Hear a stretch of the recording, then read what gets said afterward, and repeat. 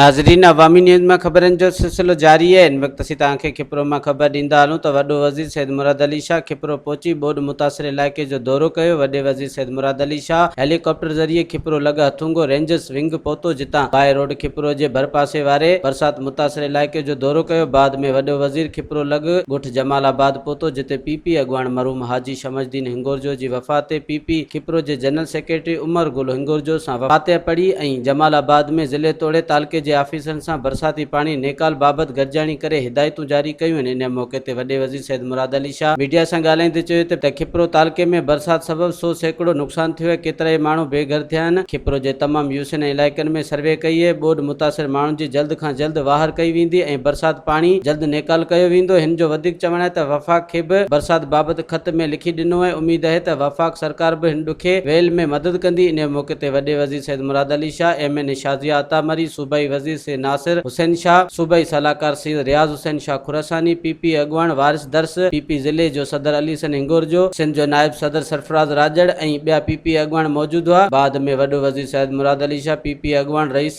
सोराब खान मरी जी वफ़ात ते भिट भाइटी पहुतो। पीपी अॻवान तारिक मरी सां ताज़ियत कई। CM सिंध सैयद मुराद अली शाह जी आमद खां अॻु में CM सिंध जे रूट ते ईंदड़ रोड जे भरपासे वेठल बोड मुतासिरनि खे खीमा पिण ॾिना विया। मेडिकल टीमूं मोकिले बोड मुतासिरनि जी तबी मुआइनो पिण कयो वियो आहे। मज़ीद खबरों और तफसीलात के लिए विजिट करें हमारी वेबसाइट www.awamiNewsHD.com।